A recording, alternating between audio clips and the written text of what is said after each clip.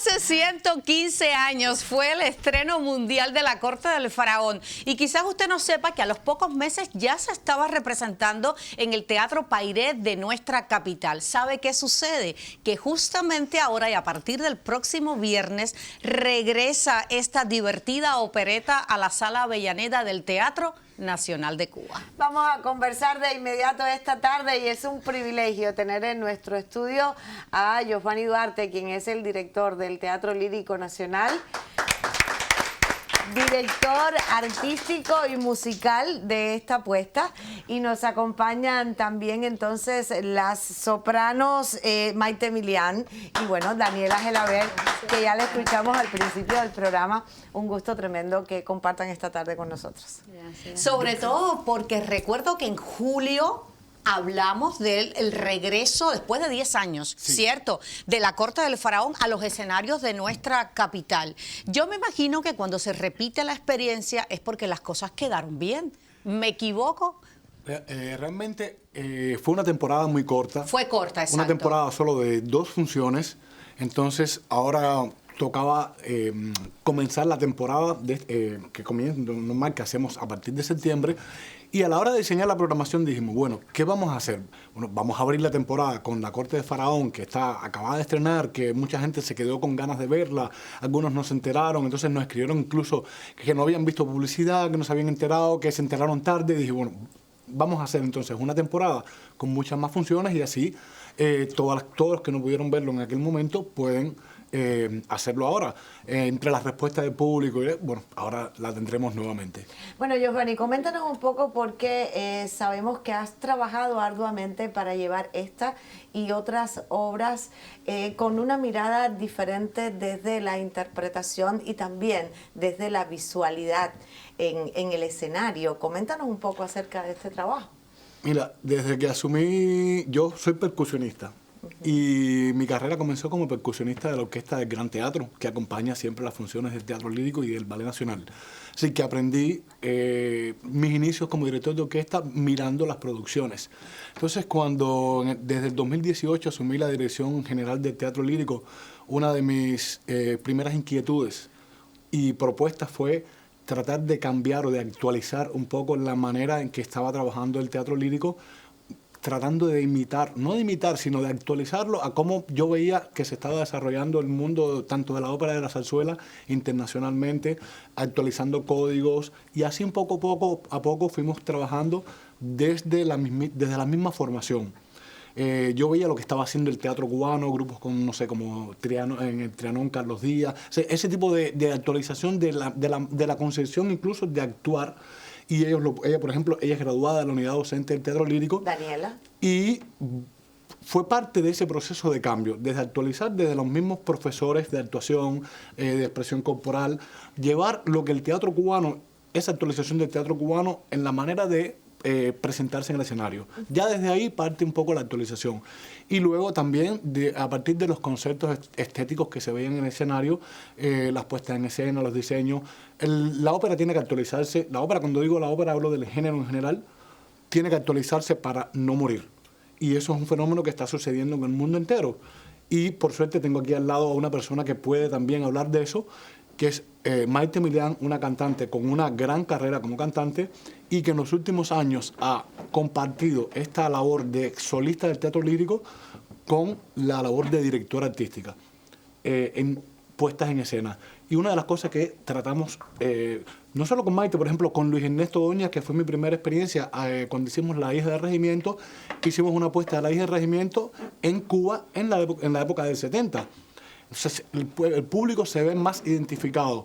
No se cambia la ópera, no se cambia el argumento, pero visualmente se cambia la época en que se desarrolla la acción y las personas se ven mucho más identificadas viendo una ópera en vez de en los campos de Francia, en la guerra con Napoleón, verlo en Se la Cuba, identifica más, el claro. público se siente más identificado. Claro, darle un toque Contemporáneo. al género. Y yo creo que en el caso del teatro lírico es un fenómeno complicado desde el punto de vista de que desde ustedes Sí. quieren llegar a la mayoría, porque Exacto. no es menos cierto que el lírico es, digamos que un arte de minorías, ¿vale? Cuando ustedes logran llenar un teatro, que la gente disfrute y entienda sobre todo lo que están haciendo, ¿cómo se manifiesta el ego? Pregunto. A ver, partiendo siempre de la verdad. Yo pienso que el teatro tiene eso, el enriquecimiento de una puesta en escena radica en la sinceridad con el que uno manifiesta cada personaje, incluso el contexto de la misma historia de la puesta. Y es importante una buena dirección de actores porque también es lo que a nosotros nos va a defender. Nosotros ya tenemos una época en la que nos vamos a transportar. Tenemos los vestuarios que también nos ayudan en ese sentido, el coro que le da una vida maravillosa a una puesta en escena. Pero actoralmente nosotros necesitamos fuerza y necesitamos sinceridad. Y se está tratando por todos los medios de que no quedemos en el mito de que por ser un género tan antiguo y que la gente prácticamente no se movía o tenía que estar estático para nada, el mundo de la ópera y el mundo de la zarzuela es muy amplio, es enriquecedor. Entonces se obliga a uno a actuar. ¿Y cómo se ve entonces ese concepto en su personaje este fin de semana? Madre mía. Bueno, mira, a mí este personaje me encanta. La reina, la faraona, es un personaje exquisito. Y para mí ha sido un reto, realmente ha sido un reto porque hacer reír, imagínate la ópera que uno siempre hace llorar, que estamos llenos del drama, de todo esta, de las angustias de que murió aquel, de que matamos al otro porque terminamos o muriendo o la tragedia. Y entonces este personaje a mí me marcó muchísimo porque yo decía, ¿cómo después de haber hecho llorar a tanta gente, que la gente dice, o el público, que realmente se emociona con un área de ópera, enfrentarte a esta mujer que es tan fuerte, para mí era tremendo y creo que se ha logrado eso. La reina es un personaje que quiero muchísimo, que lo hice hace muchos años y ahora la traigo yo pienso que es la misma reina, pero uno madura. Uno madura escénicamente, uno puede entender más ese personaje y darle esa riqueza que lleva. ¿Y tu personaje, Daniela? Bueno, mi personaje es la babilónica, Zul.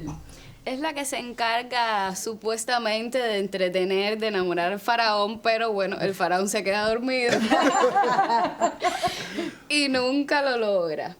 Pero bueno, es eso, le da vida al escenario. En esta apuesta y en la anterior se le pone se le incluyó una conga al final y entonces también tenemos hasta también conga. como que le da, Y se insertan también los estudiantes de la compañía. Es una cosa, algo que ha dicho ella, sí. en busca también de esa identificación. Ese toque contemporáneo del cual hablabas, claro. Están en una corte del faraón, todo el mundo, el faraón se queda dormido. Y dice, bueno, ¿y qué hacemos? Y yo, bueno, ella misma dice, ay, maestro, el faraón se durmió.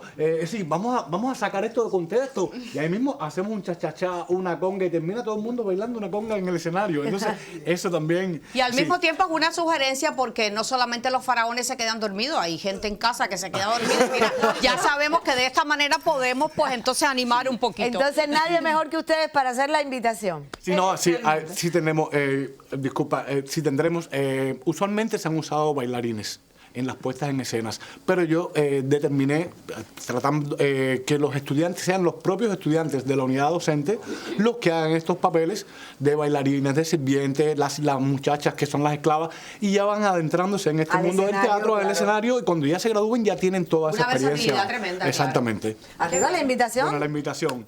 La invitación, tendremos funciones 2 semanas. La primera semana, viernes, sábado y domingo. Y la segunda semana, solamente viernes y sábado. Es una aclaración importante, que es solamente la segunda semana, viernes y sábado, en la Sala Avellaneda del Teatro Nacional. 3, 4, 5, 10 y 11. Los viernes y sábado a las 7 de la noche y el domingo a las 5 de la tarde. Una cosa importante, que es algo que es nuevo, las entradas se pueden comprar en el propio Teatro Nacional de martes a viernes de 1 a 6 de la tarde, o los días de función hasta 30 minutos después de comenzar la función.